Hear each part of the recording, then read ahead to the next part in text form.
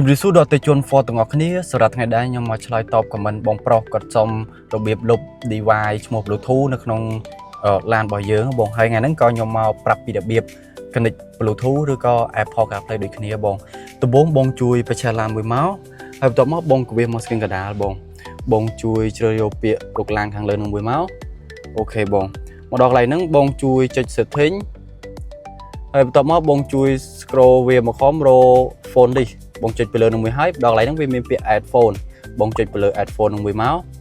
អូខេបន្ទាប់ពី add phone ហើយកន្លែងហ្នឹងបងជួយចុច allow sync to search ចាំបងចុចវាមួយមកហើយបន្ទាប់មកបងជួយមកបើក Bluetooth ទូរស័ព្ទរបស់យើងបើក Bluetooth របស់យើងអូខេបើក Bluetooth ទូរស័ព្ទរបស់យើងអូខេបងចុចបង scroll មកខមទៀតវាចេញឈ្មោះ Ranger របស់យើងហ្នឹងបងអូខេបងដល់កន្លែងហ្នឹងវាដាក់ឈ្មោះ Ranger បងជួយចុចពីលើ Ranger ហ្នឹង for Ranger ហ្នឹងអូខេហើយបន្ទាប់មកបងជួយចុចពាក្យ yes ហើយកន្លែងហ្នឹង pair ដូចគ្នាចុចពីលើវាមកអូខេ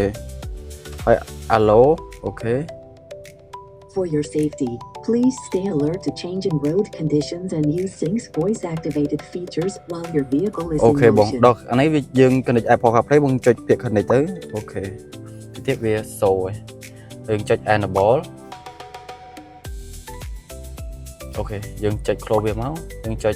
Apple CarPlay មកអូខេអញ្ចឹងអាហ្នឹង show Apple CarPlay អូខេយើងភ្ជាប់រួចហើយយើង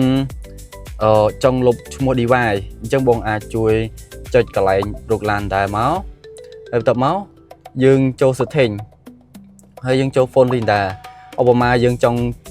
លុបឈ្មោះ Bluetooth យើង connect មិញយើងគ្រាន់តែចុច array ចុងក្រោយមកយើង